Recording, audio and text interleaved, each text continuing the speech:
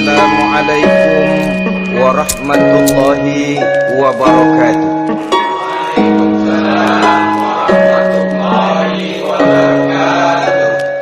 Bismillahirrahmanirrahim. Alhamdulillahi rabbil alamin.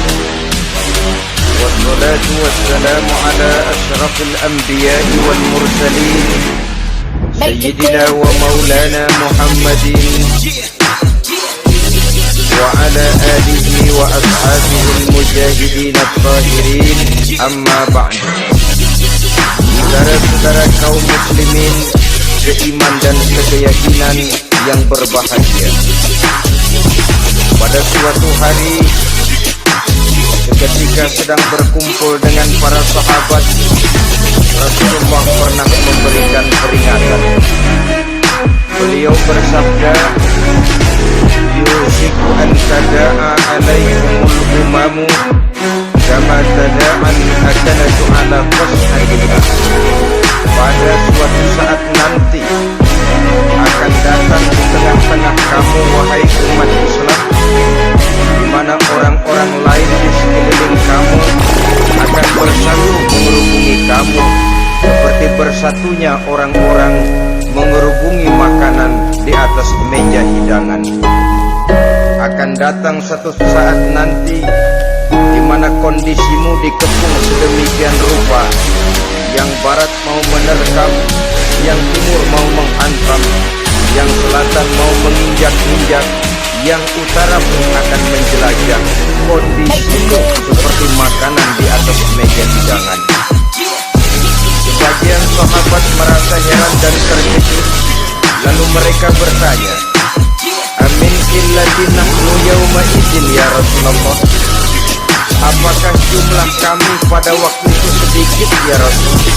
Kami sampai dikepung sedemikian rupa? Beliau menjawab, "Bal antum yawma idzin katsir." Sama sekali tidak. Kamu tidak sedikit pada saat itu. Bahkan jumlahmu sangat banyak. Kamu adalah mayoritas. Walakinnakum ghusa'un ka ghusa'is sayl. Tetapi keadaanmu saat itu persis seperti buih di lautan. Banyak tetapi jantan berenang. Banyak tetapi tidak punya daya dan kekuatan. Banyak tapi dipermainkan gelombang lautan, dihempaskan ke tepian pantai tanpa punya makna dan arti. Kondisimu pada saat itu kuantitas yang tanpa kualitas, sehingga orang lain enak saja mengepung kamu. Akidahmu didangkalkan, dibanjiri dengan peradaban dan kebudayaan yang menjauhkan dari agama. Dari segi maksiat dan munkarat seluruhnya mengepung sampai kita melepaskan nilai-nilai Islam kita ini. Dan celakanya, sambung beliau, "Waliyanzi'anna fi qulubi aduwikumul mahabata minkum." Akan dicabut kehebatanmu di mata musuh-musuhmu, hingga pada saat seperti itu orang lain memandangmu umat Islam enteng saja, remeh saja, tidak ada apa-apanya. Sudahlah, pokoknya umat Islam singkat saja, umat Islam enteng, umat Islam kecil, umat Islam tidak ada apa-apanya. Alangkah ironinya, alangkah menyedihkannya, memilukan dan sekaligus memalukan. Umat yang mayoritas ini dipermainkan oleh yang minoritas. Umat yang jumlahnya terbesar, terbanyak, bahkan konon menurut catatan sampai 90%, tapi dipermainkan oleh mereka kelompok-kelompok kecil ini. Waliyaktifanna fi qulubikumul wahn. Pada saat itu di hatimu dicampakkanlah penyakit wahan. Sahabat kemudian bertanya, "Wa mal wahnu ya Rasulullah?" Apakah penyakit wahan itu ya Rasul? Beliau menjawab, "Hubbud dunya wa karahiyatul maut." Penyakit wahan itu tidak lain hubbud dunya wa karahiyatul maut. Terlalu cinta kepada dunia dan terlalu takut kepada mati. Materialistis dan takut resiko. Dua penyakit inilah yang menyebabkan walaupun umat ini mayoritas, tapi dipermainkan oleh yang minoritas. Walaupun dia golongan terbesar, tapi nasibnya seperti makanan di atas meja makan. Dari segala macam penjuru mau menghantam dia.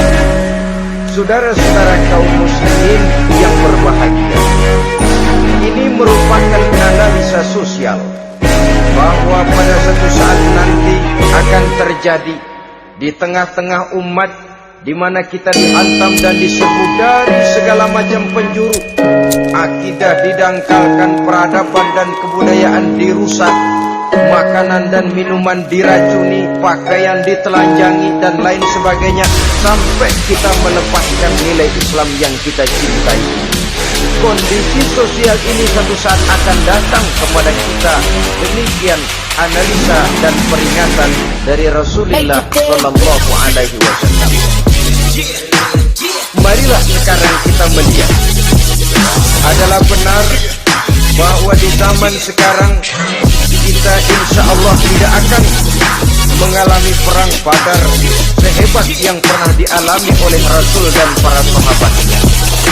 Tetapi sesungguhnya perang yang kita hadapi di zaman sekarang ini tidak kalah hebatnya dengan perang Badar, tidak kurang dahsyatnya dengan perang Uhud, tidak kurang ngerinya dari perang Khandaq. Hanya saja yang kita hadapi sekarang ini bukan ujung pedang, bukan ujung tombak, bukan ujung panah.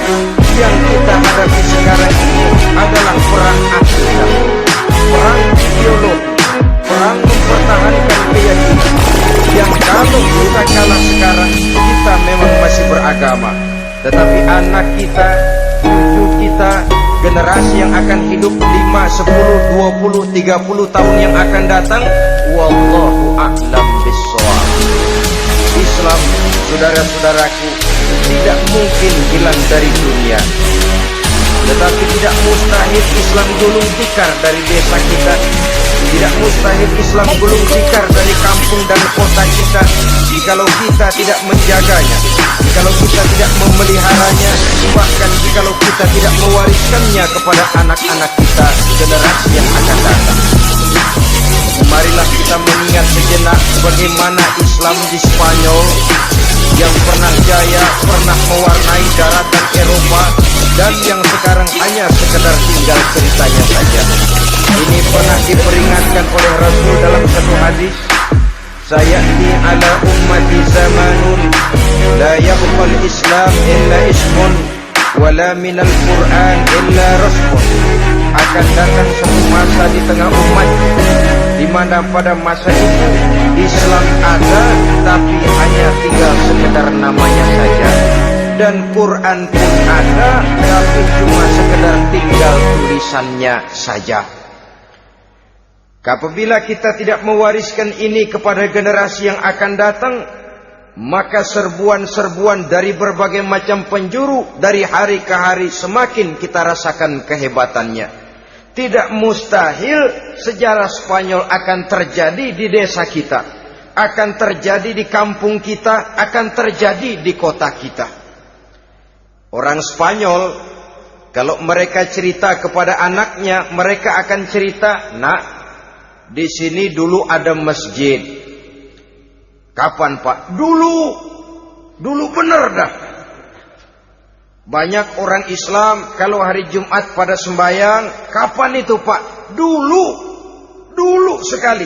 Sekarang cuma sekedar tinggal ceritanya saja. Bukankah sesuatu yang sangat tidak mustahil apabila kita tidak menjaga dan mewariskan Islam ini kepada generasi yang akan datang, maka serbuan-serbuan akan membawakan hasil yang diinginkan oleh para penyerbu itu tadi. Kita sudah menjadi umat yang mayoritas, tetapi umat yang mayoritas ini menurut Rasul dikepung sedemikian rupa, akidahnya didangkalkan, peradaban dan kebudayaannya ditekan sedemikian rupa, kehidupan sosialnya dibuat individualis, Kemudian dari segi pergaulan, pakaian, makanan, minuman dan sebagainya diracuni sampai dia tidak lagi berpegang teguh kepada agamanya. Dan dikala itu hilang kehebatan umat ini di mata musuh-musuhnya. Orang lain memandang kita ringan saja, enteng saja, satu umat yang sudah kehilangan wibawa. Padahal konon kabarnya kita mayoritas, tapi enak saja dikutak-kutik orang lain. Dan dikala itu di hati kita merajalela penyakit uahan. Penyakit uahan itu apa? Pertama, hubbud dunia, terlalu cinta kepada dunia. Terlalu cinta kepada dunia yang menyebabkan kita lupa. Lupa akan tanggung jawab dan kewajiban. Lupa meneruskan dan mewariskan Islam kepada generasi yang akan datang. Kita berlomba hanya untuk mengejar dunia dan seluruh isinya. Baik dia bernama material, baik dia bernama seksual, baik dia bernama pangkat, jabatan dan kedudukan, berlomba-lomba kita di dalamnya. Sampai tercampaklah penyakit hubbud dunia di dalam hati ini. Berurat dan berakar dunia itu, sulit dan berat kita berpisah daripadanya. Akibatnya kemauan untuk berbuat demi dan atas nama agama sangat sulit terwujud di dalam kehidupan ini. Yang kedua, karahiyatul maut, terlalu takut kepada mati. Baik mati ajal, mati dalam artian yang sebenarnya, baik mati usahanya, baik mati karirnya, baik mati pangkat dan jabatannya. Sehingga dengan demikian akibatnya jatuhlah kita menjadi umat yang kehilangan wibawa di mata orang lain. Saudara-saudara kaum muslimin rahimakumullah. Saya katakan tadi, perang yang kita hadapi di zaman sekarang adalah perang akidah. Perang menghadapi peradaban dan kebudayaan yang menghancurkan moral daripada anak-anak kita. Perang menghadapi banjirnya maksiat dan munkarat. Yang di tengah-tengah itu, di samping berkewajiban menjaga diri dan keluarga, kita pun juga berkewajiban menjaga anak-anak kita, generasi yang akan datang. Mengarahkan dan mendidik mereka sesuai dengan yang dikehendaki oleh Allah Subhanahu wa ta'ala. Oleh sebab itu, pada pertemuan kali ini yang akan saya bicarakan ialah bagaimana idealnya seorang muslim lebih dahulu memberikan pendidikan kepada anak-anaknya. Di tengah satu situasi dan kondisi di mana serbuan datang silih berganti melanda dan menghantam umat Islam, kemana anak-anak kita ini harus kita arahkan? Karena kita orang tua mempunyai tanggung jawab. Anak adalah amanah. Menyia-nyiakan amanah adalah dosa. Dan dosa itu merupakan satu dosa yang besar. Bahkan orang tua bisa saja masuk neraka kalau tidak bertanggung jawab tentang anak-anaknya. Satu riwayat menjelaskan ada orang soleh, ngajinya cukup, sholatnya cukup, puasanya cukup, zakatnya cukup, di mana ada majelis taklim hadir, baca Quran hobi, fitnah orang tidak pernah. Di akhirat setelah disidang dia ternyata lebih banyak kebaikannya daripada kejahatannya, maka dia pun diperintahkan dan dipersilahkan masuk ke dalam surga. Giliran anaknya disidang, biang okem nih anak. Ditanya, siapa Tuhanmu? Tidak tahu. Siapa nabimu? Ente nyaho. Apa kitabmu? Ora gelem. Kamu pernah sholat? Tidak. Zakat? Tidak. Puasa? Tidak. Judi? Hobi. Zina? Tiap malam. Mabuk? Berat. Wah, brengsek kamu. Kebaikan tidak ada barang sedikit pun, sementara kesalahan dan dosa berlipat ganda. Kamu neraka. Anak ini protes. Benar, saya tidak kenal siapa Tuhan saya. Saya tidak tahu siapa nabi saya. Saya tidak tahu kitab suci dan kiblat saya. Saya tidak sholat, tidak zakat, tidak puasa. Tiap malam saya judi, saya zina, saya mabuk. Tapi saya kerjakan semua itu karena saya tidak tahu dan orang tua saya tidak pernah memberitahu saya. Dia enak-enakan hadir di majelis taklim, saya nyekek botol, didiemin saja. Dia enak-enakan baca Quran, saya zina, didiamkan saja. Saya bukan tidak mau, orang tua saya sama sekali tidak pernah mendidik saya. Dia mau benar sendiri. Maka kalau sekarang saya harus masuk ke dalam neraka, saya menuntut agar orang tua saya ikut sama-sama bergabung dengan saya ke dalam neraka. Gara-gara dia tuh saya jadi begini. Orang tuamu yang mana? Tuh, yang barusan mau ke surga. Ini orang tua yang sudah mau berangkat ke surga dipanggil. Sebentar dulu mas. Ini benar anak kamu? Iya pak. Waktu di dunia kamu tidak pernah ajarin dia ngaji? Sampai dia tidak kenal Tuhannya, tidak kenal nabinya, tidak kenal kiblat dan kitab sucinya? Iya pak. Dia tidak sholat, kamu diamkan saja. Dia tidak puasa, tidak zakat, kamu bersikap masa bodoh. Bahkan dia judi, dia zina, dia mabuk, kamu pun berdiam diri saja. Iya pak. Tahukah kamu bahwa anak ini adalah amanah? Menyia-nyiakan amanah artinya khianat. Dan khianat adalah dosa yang sangat besar. Kamu tidak bertanggung jawab, maka kamu, anakmu gabung ke dalam neraka. Saudara-saudara kaum muslimin rahimakumullah, itu sebabnya Allah pesan benar-benar, ya ayyuhalladzina amanu qu anfusakum wa ahlikum nara.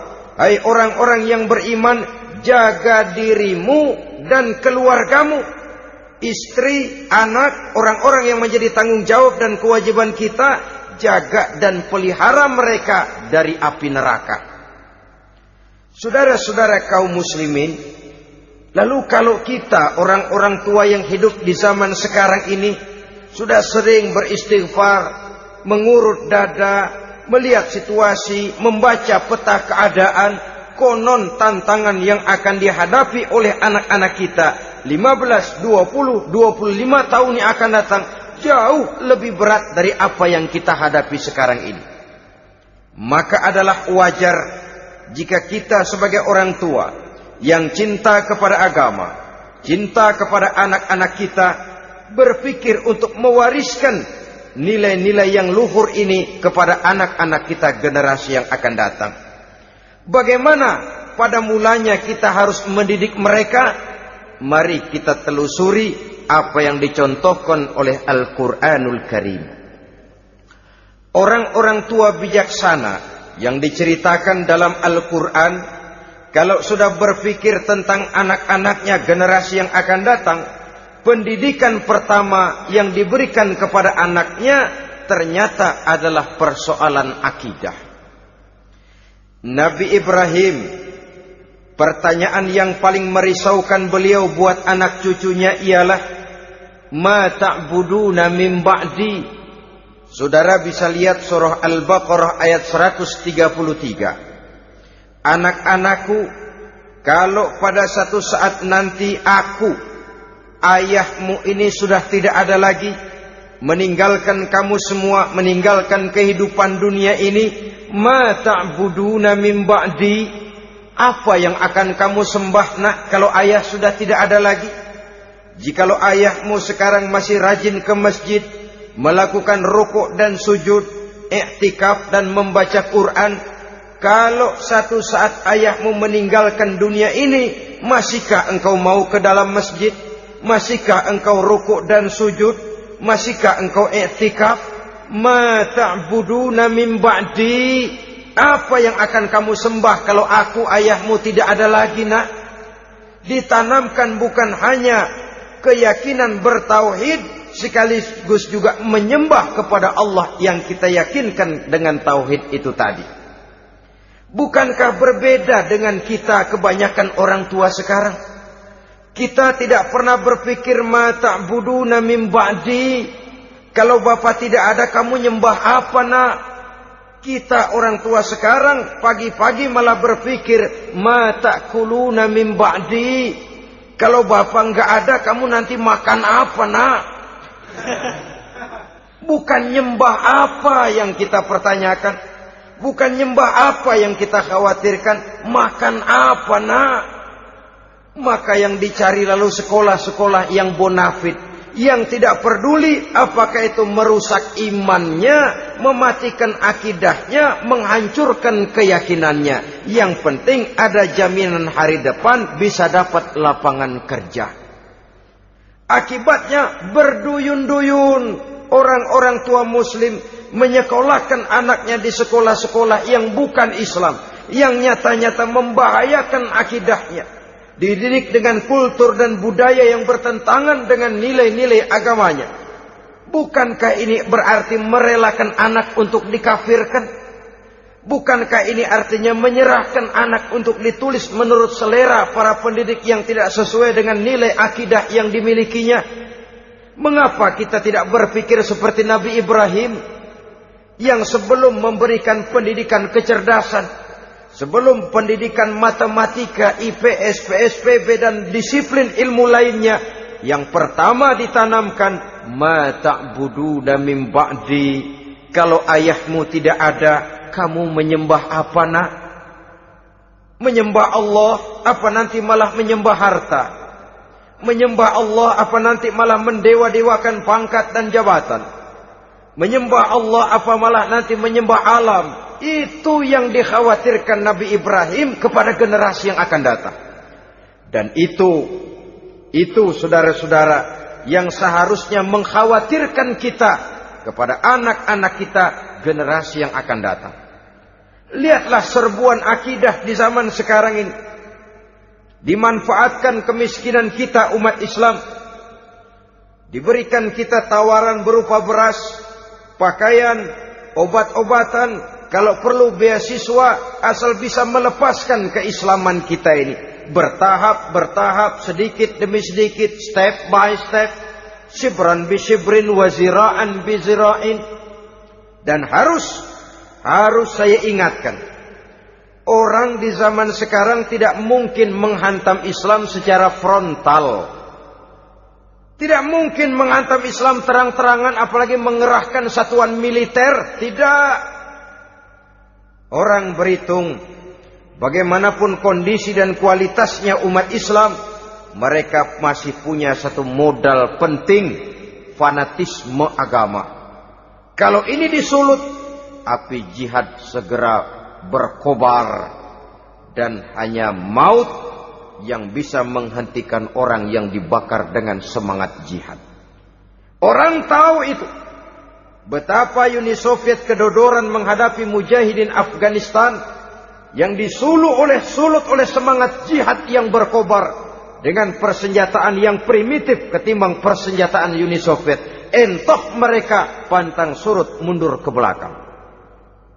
Jadi jangan mimpi bahwa orang mau menghantam Islam ini dengan melarang pengajian, meruntuhkan masjid, menyegel pondok pesantren. Tidak. Melarang orang sholat. Tidak. Kalau perlu masjid diperbanyak, musola diperbesar. Tapi bikin itu masjid seperti museum. Besar, megah, mercusuar, tapi bikin seperti museum.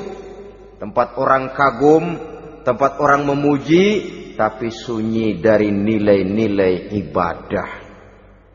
Saudara-saudara kaum muslimin, untuk sampai kepada penghantaman akidah, jalan yang paling mudah dirintis sekarang ini secara bertahap dan sistematis, memisahkan umat Islam dari Islamnya.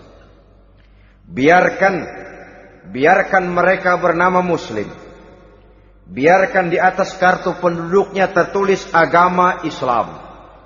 Tapi tanamkan budaya-budaya yang menyebabkan cara bergaul mereka, cara berumah tangga mereka, cara bertetangga mereka, sampai kepada cara mereka berpakaian, cara mereka bergaul, cara mereka makan dan minum, cara mereka mendidik dan menyekolahkan anak sama sekali tidak lagi mencerminkan nilai-nilai yang islami.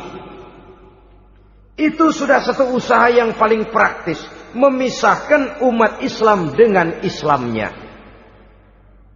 Kalau sadarlah kita ke arah ini usaha orang di zaman sekarang, maka yang harus pertama kita tanamkan kepada anak-anak kita, didik mereka dengan jiwa tauhid yang mengkristal di dalam batinnya, meresap sampai ke tulang sumsumnya, yang tidak akan sampai pun nyawa berpisah dari badannya, akidah itu tidak akan berpisah dari hatinya. Bahkan dia sanggup dengan tegar berkata, lebih baik saya melarat karena mempertahankan iman daripada hidup mewah dengan menjual akidah. Satu khittah, satu garis kehidupan yang perlu kita wariskan kepada anak-anak kita, generasi yang akan datang. Dahulu ada satu tradisi, saudara-saudara. Kalau anak gadis kita dilamar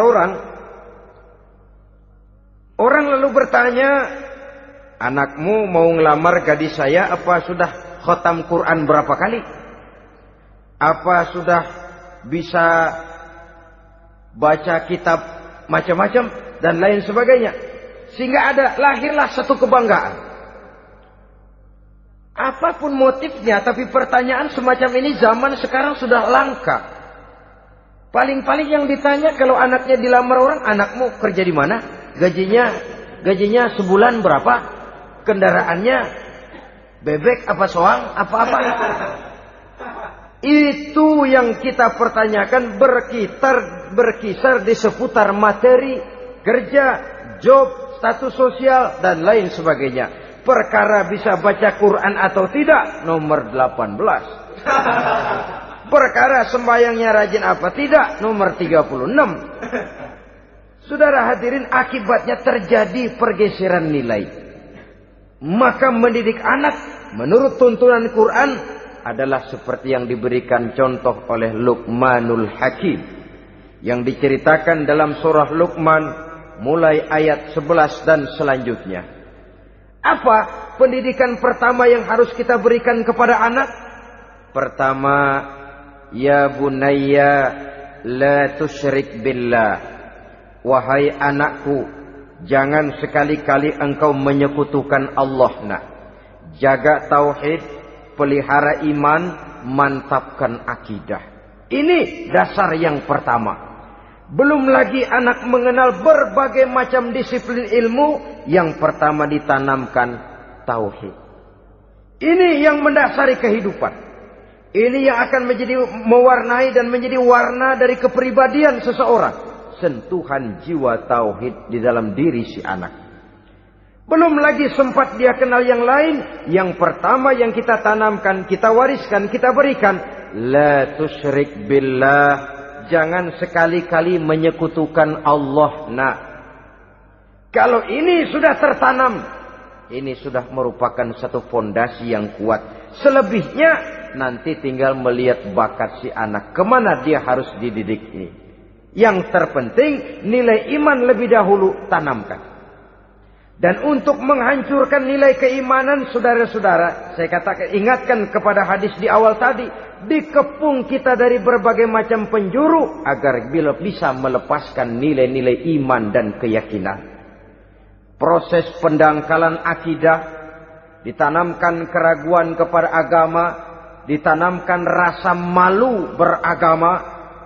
Sholat malu, baca Quran malu, berangkat ke masjid malu, pakai jilbab malu. Ditanamkan rasa malu beragama. Sehingga bertahap sedikit demi sedikit kita mulai berpisah dengan kehidupan beragama. Ditanamkan hal yang sedemikian rupa dari berbagai macam penjuru. Dihantam akidah, akidah kuat. Dihantam dari segi peradaban dan kebudayaan. Diperbanyaklah peradaban dan kebudayaan yang bukan mendekatkan kita dengan agama, malah mendekatkan kita dengan neraka. Menjauhkan kita dari agama, menjauhkan kita dari nilai-nilai luhur yang diwariskan oleh orang-orang tua kita terdahulu. Adalah kewajiban kita yang pertama, mendidik anak, menanamkan roh, jiwa dan semangat tauhid di dalam diri mereka. Saudara-saudara kaum muslimin rahimakumullah.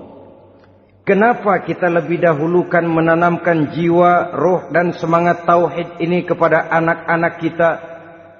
Pertama, kita tidak hanya ingin sekedar mempunyai anak yang pintar, tetapi lebih daripada itu kita pun ingin mempunyai anak yang benar. Segala macam disiplin ilmu, segala macam bentuk penalaran ilmiah dan pengisian intelektualitas manusia mungkin di satu sisi akan membuat dia pintar, tapi di sisi lain belum tentu akan membuat dia benar. Nabi pernah memberikan peringatan, man izdada ilman walam yazdad huda lam yazdad minallahi illa bu'da. Orang yang hanya bertambah ilmu pengetahuannya tapi tidak bertambah hidayah dari Allah, tidak makin mantap keimanannya, maka seluruh nilai-nilai ilmunya hanya akan menjauhkan dia dari Allah Subhanahu wa taala. Dan adalah lebih merupakan azab daripada nikmat kalau kita diberikan ilmu pengetahuan yang hanya akan menyebabkan kita semakin jauh dari Allah Subhanahu wa taala. Yang kedua, sesungguhnya roh, jiwa dan semangat tauhid yang melekat dalam diri anak pada puncaknya akan melahirkan satu disiplin murni yang tumbuh dari dalam dirinya sendiri, di mana si anak dalam kehidupannya merasakan dimanapun dia berada, kemanapun dia pergi, ia selalu merasakan kehadiran Allah dekat dalam hidupnya. Ia sadar sesadar-sadarnya bahwa tidak ada satu perbuatan yang bagaimanapun kecilnya yang bisa disembunyikan dari kekuasaan Allah Subhanahu wa taala. Yang ketiga, dengan penanaman roh, jiwa dan semangat iman ini, maka diharapkan anak-anak nanti pada pertumbuhannya sanggup mengendalikan hawa nafsunya. Dengan kata lain, bahwa penanaman jiwa tauhid, penanaman roh dan semangat keimanan ini merupakan kondisi dasar yang harus dilakukan sebelum yang lain-lainnya. Kemudian pendidikan kedua yang diberikan oleh Al-Quran melalui contoh dan model dengan Luqmanul Hakim ini, setelah menanamkan tauhid, ditanamkanlah kepada si anak ini rasa hormat kepada orang tuanya. Wa wassaynal insana biwalidayhi, dan kami wasiatkan kepada manusia untuk berbakti kepada ibu bapaknya. Hamalathu ummuhu wahnan ala wahnin, karena ibunya telah mengandungnya dengan kepayahan di atas kepayahan. Maksudnya dengan kepayahan dan kelelahan yang berlipat ganda. Sehingga ketika Rasul ditanyakan orang, ya Rasul, siapa yang paling harus saya taati di dunia ini? Beliau menjawab, ibumu. Kemudian siapa lagi ya Rasul? Ibumu. Setelah itu siapa lagi ya Rasul? Ibumu. Dan kemudian siapa ya Rasul? Bapakmu. Ibu, ibu, ibu, bapak. Bahkan al-jannatu tahta aqdamil ummahat, surga berada di bawah telapak kaki ibu. Bagaimana menanamkan rasa hormat kepada orang tua di hati anak? Tentu yang pertama, bagaimana orang tua bisa memberikan keteladanan. Marilah kita sebagai orang-orang tua ini menyadari bahwa sebelum anak kenal sekolah dasar, sebelum anak kenal TK, ibtidaiyah, sanawiyah sampai kepada perguruan tingginya, yang pertama dia kenal adalah lingkungan rumah tangganya, gurunya adalah ibu bapaknya. Di sini berlakulah apa yang dinamakan keteladanan. Keteladanan jauh lebih berhasil daripada sekedar teori-teori yang muluk. Keteladanan jauh lebih berhasil daripada berbagai macam indoktrinasi dan penataran. Kurangnya keteladanan akan menyebabkan anak mencari pola. Apabila kita orang tua ini tidak bisa memberikan keteladanan yang baik kepada anak-anak kita, maka pada suatu saat anak-anak akan menganggap enteng dan kehilangan wibawa kita sebagai orang tua di mata mereka. Dikala itu akan sangat sulit kita membentuk kepribadian mereka. Bukankah di zaman sekarang ini kita banyak mengalami krisis wibawa, krisis figur? Ada yang karena rapotnya merah melulu, gurunya dikeroyokin. Pak guru pulang sekolah dicegat. Bahkan nyaris ada orang tua pernah dibunuh oleh anaknya sendiri. Dan lain sebagainya, kasus-kasus yang sebenarnya tidak perlu terjadi. Karena memang bukan saja bertentangan dengan nilai budaya kita sebagai bangsa, tapi juga bertentangan dengan ajaran agama kita sendiri. Krisis wibawa, krisis figur, yang juga akibatnya harus kita sadari banyak faktor yang membentuk kepribadian anak. Pergaulannya, yang dibacanya, yang ditontonnya, yang disaksikannya di dalam kehidupan. Benar kita menyekolahkan mereka, tapi berapa jam mereka di sekolah? 6 jam, 7 jam paling lama. Sedangkan mereka hidup 1 hari 1 malam 24 jam. Kalau cuma 7 jam di sekolah, ini berarti lebih banyak dia di luar sekolah. Dan di luar sekolah itu artinya ya rumah tangganya, ya temannya, ya lingkungan di mana dia tinggal, yang seluruhnya sangat besar pengaruhnya dalam ikut membentuk kepribadian anak-anak kita. Saya katakan tadi, di samping kita menghadapi perang akidah, kita pun berhadapan di dalam perang menghadapi peradaban dan kebudayaan yang bukan saja menjauhkan kita dari agama, tetapi sanggup menghancurkan moral daripada anak-anak kita. Secara pribadi, saudara-saudara, saya iri, saya kagum misalnya dengan kemajuan yang diperoleh oleh negara tetangga kita, Jepang misalnya. Padahal tahun 45 ia pun hancur lebur oleh meledaknya atom di Hiroshima dan Nagasaki.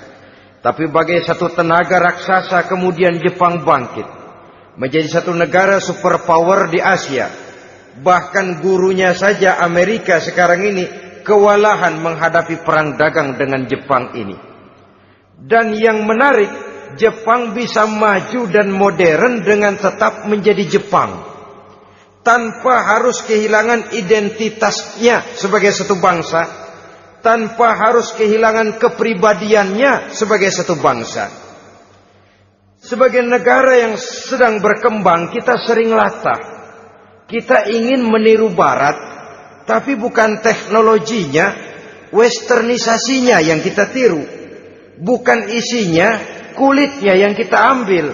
Akibatnya apa? Modernnya belum, orangnya sudah Barat. Bergaulnya sudah cara Barat, berumah tangganya sudah cara Barat, berpakaiannya sudah cara Barat, mendidik anaknya sudah cara Barat. Di mana ketemu orang tua cukup hello daddy.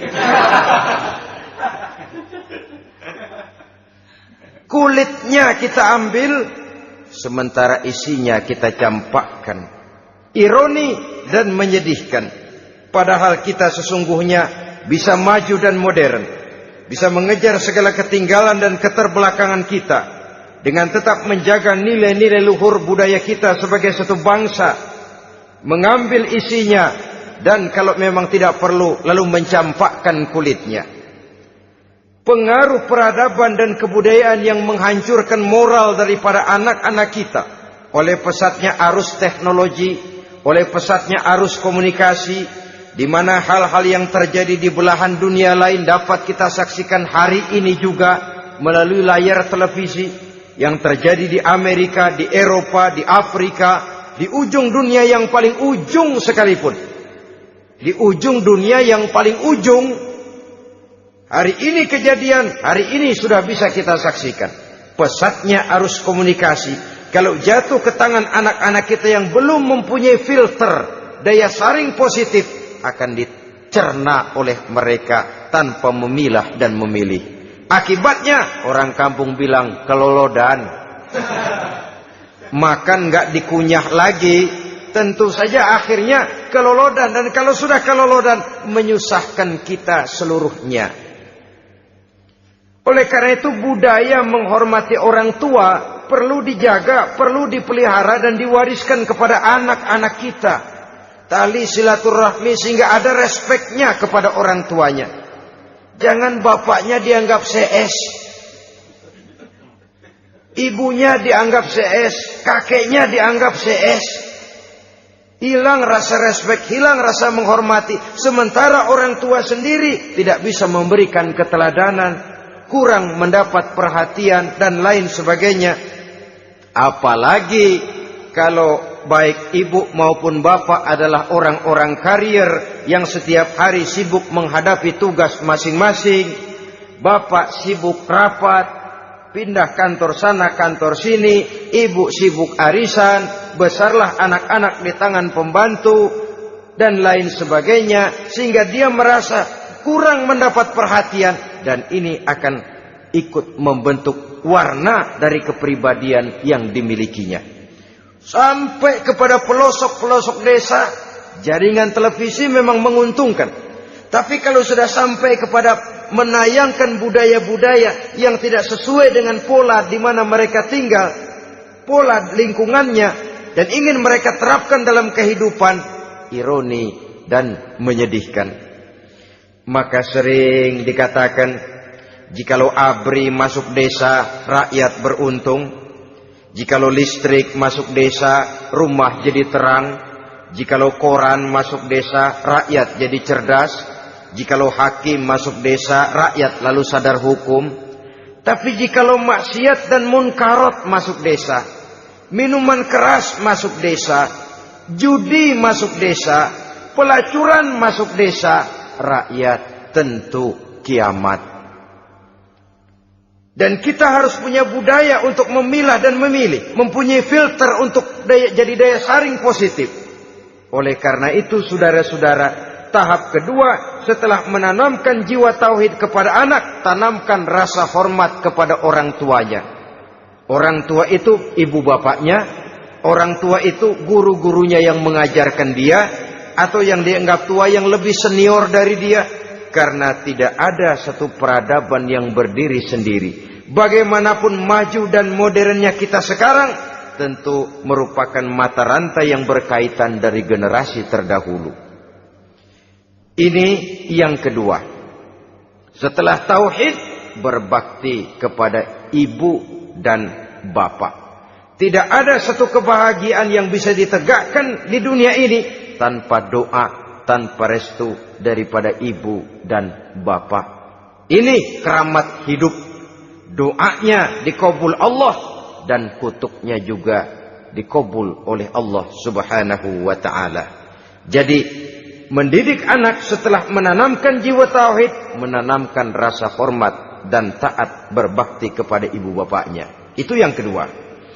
Kemudian yang ketiga, melalui model Luqman, Quran mendorong kita untuk mendidik anak menanamkan etika otonom. Apa itu? Ya bunayya, innaha in takum mithqala habbatin min khardalin fatakun fi sakhratin aw fis samawati aw fil ardi ya'ti biha Allah.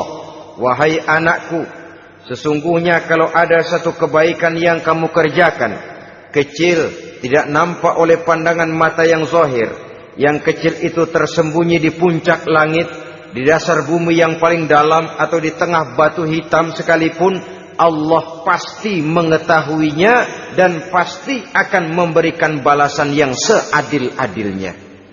Pendidikan apa ini? Pendidikan moral, menanamkan etika otonom.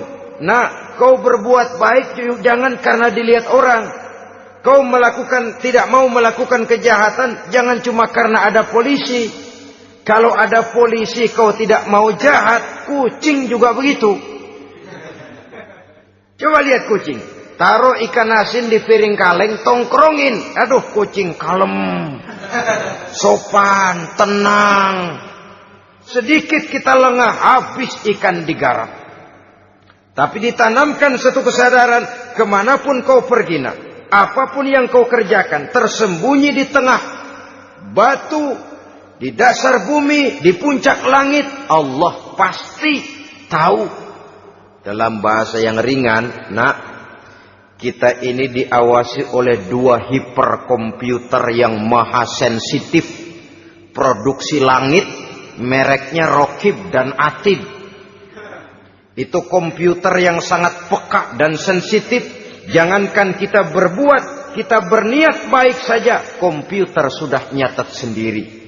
Inilah yang orang sekarang namakan waskat, pengawasan malaikat. Kalau hidup sudah merasa diawasi oleh malaikat, waskat berhasil. Tapi kalau waskat sudah diawasi malah nekat, itu yang gagal. Atau yang diawasi dan yang mengawasi sama-sama sepakat, itu juga bisa cincai. Saudara-saudara kaum muslimin rahimakumullah. Waskat dalam pengertian kita muslim, bagaimana hidup ini merasakan diawasi oleh malaikat. Intelektualitas yang tinggi sekalipun, IQ yang nilainya plus sekalipun, disiplin ilmu yang bagaimanapun banyak yang memenuhi benak kita, tanpa diiringi oleh etika otonom, orang sering mencari celah dan kesempatan. Mencari celah dan kesempatan. Tapi kalau sudah merasa, kemanapun saya pergi, dimanapun saya berada, kebaikan bagaimanapun sekecilnya saya lakukan, toh Allah pasti akan memberikan balasan. In khairan fa khairun, wa in syarran fa syarrun. Jikalau baik, baik balasan yang kita terima. Jikalau jahat, jahat kejahatan yang kita terima. Kalau sudah ke arah ini kita berpikir, maka sesungguhnya kalau kita berbuat baik kepada orang lain, hakikatnya kita sudah berbuat baik kepada diri kita sendiri. Lalu tidak ada merasa rugi berbuat baik kepada orang. Karena manakala dia melakukan kebaikan kepada orang lain, artinya dia sudah berbuat baik untuk dirinya sendiri.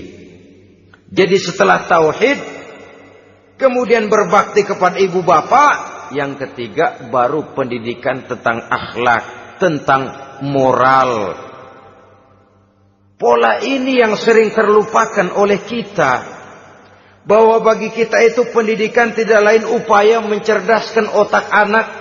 Jangan sampai sebab ini kelihatannya pembangunan makin maju, persaingan hidup makin tajam, tensi ekonomi semakin tinggi, sementara jumlah tenaga kerja dengan lapangan kerja yang tersedia jauh dari mencukupi.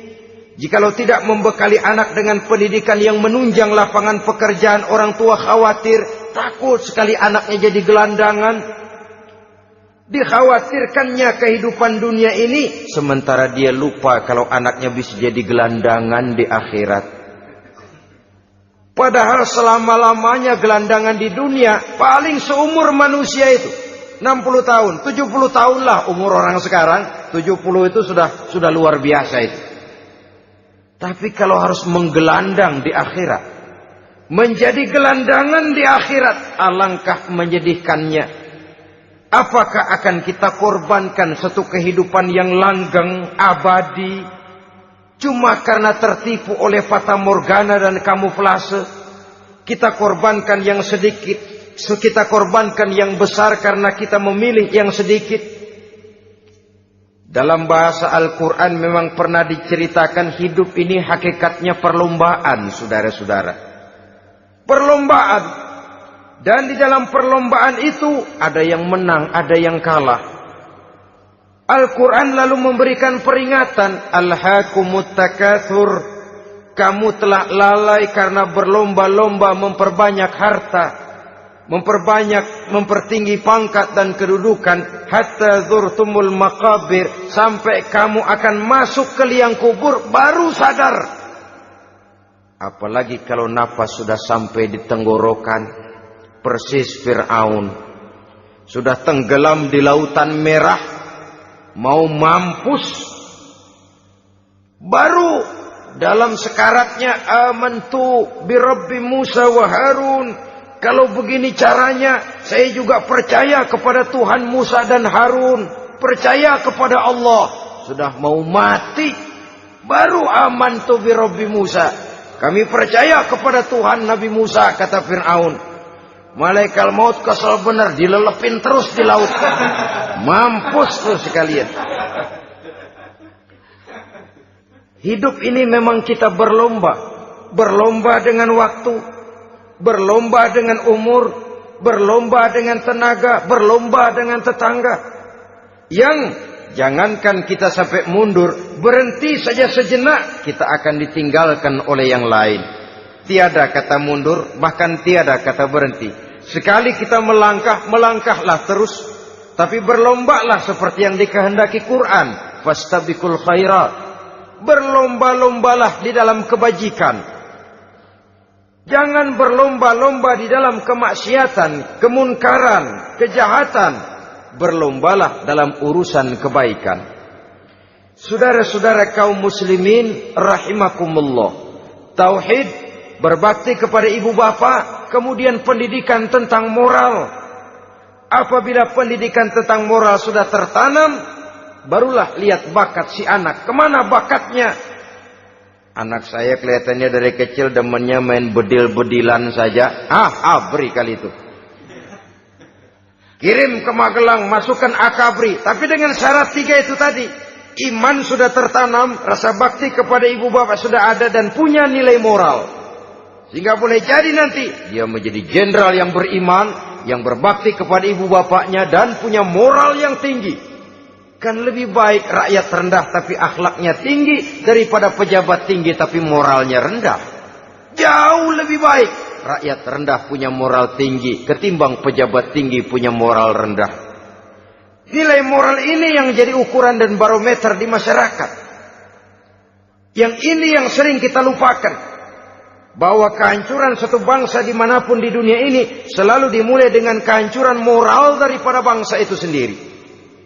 Sekarang membina nilai moral ini berat. Gadis kita, remaja, putri, diberikan pakaian jilbab, mungkin dia sendiri masih setengah-setengah. Ditambah lagi oleh ledekan temennya. Jilbab lah kuno. Bau sorga lah, bau masjid lah, bau menyan lah. Ditanamkan rasa malu untuk hidup dekat dengan agama. Kalau moral semacam ini sudah tertanam, sedikit demi sedikit kita mulai mengucapkan selamat tinggal kepada agama. Dan kemalangan apa yang lebih malang kalau kita sudah jauh dari agama ini? Bukankah Islam telah menyelamatkan manusia dari penyakit jahiliyah dan membawanya kepada satu kehidupan yang maju dan modern? Kalau kita tinggalkan Islam ini, bukankah artinya kita akan kembali kepada satu zaman jahiliyah? Hanya saja jahiliyah itu berada di abad modern. Versinya tentu lebih modern. Kalau zaman jahiliyah dulu mabuknya pakai arak, zaman sekarang sudah macam-macam orang bisa mabuk. Kalau zaman jahiliyah dulu anak perempuan dikubur hidup-hidup, zaman sekarang kadang-kadang belum sempat lahir ke dunia, malah sudah dibunuh lebih dahulu. Versinya saja yang berbeda. Kalau di zaman jahiliyah dahulu manusia menyembah batu yang bernama Latta, Uzza, Manat dan Hubal. Di zaman jahiliyah modern sekarang ini orang sering menyembah kepala bagiannya, sering menyembah atasannya, sering menyembah komputer, sering menyembah teknologi modern yang lebih diyakininya daripada Allah sebagai keyakinan sentral di dalam hidupnya. Saudara-saudara kaum muslimin rahimakumullah. Jadi yang ketiga, nilai moral yang ditanamkan kepada anak-anak kita supaya dia bisa menghadapi tantangan-tantangan hidup yang semakin berat ini dengan tetap berpegang teguh kepada nilai-nilai moral yang diwarnai oleh jiwa keimanannya yang bersumber dari ajaran agamanya. 3. Kemudian yang keempat, barulah tatanan kehidupan sehari-hari. Apa kata Luqman? Ya bunayya aqimis shalah. Setelah bertauhid, berbakti kepada ibu bapa, punya nilai moral. Ya bunayya aqimis shalah. Nak, dirikan solat. Rumah tangga muslim. Anak berumur 7 tahun sudah berani meninggalkan solat. Kata Nabi, pukul. Bukan untuk menyakiti, untuk mendidik. Karena sayang kepada anak. Saudara-saudara, kita khawatir betul kepada anak. Kalau dia pulang dari sekolah, buru-buru kita sebagai orang tua bertanya, sudah makan nak? Sudah istirahat nak? Tapi jarang kita sebagai orang tua melontarkan, sudah sholat nak? Bahkan kita bisa memberikan sugesti kepada anak. Nah, kalau kau naik kelas 1 sampai naik ke kelas 2, bapak beliin sepeda. Tamat SD nak, motor. Tamat SMP nak, ke Bali kita. Tamat SMA nak, Singapura. Saudara-saudara, tapi kalau untuk urusan sholat misalnya, kita tidak pernah memberikan sugesti kepada anak-anak kita. Nah, kalau kau hafal Fatihah lengkap dengan artinya, bapak beliin sepatu. Nah, kalau kau bisa sholat dengan baik, cukup syarat rukunnya, bapak beliin sepeda. Ada rangsangan, ada sugesti yang membuat anak lebih tergerak untuk hidup dalam suasana keagamaan. Ya bunayya aqimis sholah, nak dirikan sholat. Sebab ini sandaran vertikal yang paling langsung antara manusia dengan Tuhannya. Menyadari bahwa sepanjang yang bisa dilakukan oleh manusia hanyalah berusaha dan berusaha. Dan kepastian sepenuhnya ada di tangan Allah. Dengan sholat kepribadianmu diperteguh. Dengan sholat sandaran vertikalmu kepada Allah diperkuat. Dan pada waktunya nanti Al-Quran memberikan bimbingan. Hendaklah minta tolong kepada Allah dengan sabar. Dan tetap mendirikan sholat. Ya bunayya aqimis sholat. Setelah itu, wa'mur bil ma'rufi wanha 'anil munkar. Tegaklah membina yang ma'ruf. Tegaklah mencegah yang munkar. Ini sikap hidup sudah. Sholat tadi tugas hidup. Lalu sikap hidup tampil di tengah masyarakat, membina yang ma'ruf, mencegah yang munkar sesuai dengan kesanggupan masing-masing. Bukankah setiap kita kepingin punya anak yang bermanfaat, setidaknya bagi keluarganya, syukur kalau bisa bagi lingkungannya, bagi masyarakat, bangsa dan negaranya. Dan satu di antara tanda orang yang bermanfaat, kalau dia bisa hidup menjadi penganjur yang ma'ruf dan pencegah yang munkar. Dan itu kalau tidak ada hidayah, sulit orang mau melaksanakan itu. Sebab apa? Ada kecenderungan belakangan ini di mana agama dianggap urusan pribadi. Sehingga orang lalu sering bilang, jangan bawa-bawa agama dah, itu kan bukan urusan agama. Ini sudah ciri berpikirnya sekuler. Jangan bawa-bawa agama. Agama urusan pribadi. Artinya orang mau sholat mau enggak, jangan bilang apa-apa dah. Urusan dia sendirian. Dia mau puasa dia enggak, merdeka saja, urusan pribadi. Agama bukan persoalan pribadi. Apalagi jika sudah menyangkut amar ma'ruf dan nahi munkar. Siap menegakkan yang baik, mencegah yang munkar untuk tegaknya satu masyarakat yang diwarnai oleh kebaikan dan terhindar dari segala macam kejahatan. Dan terus ayat-ayat selanjutnya mencerminkan sikap hidup.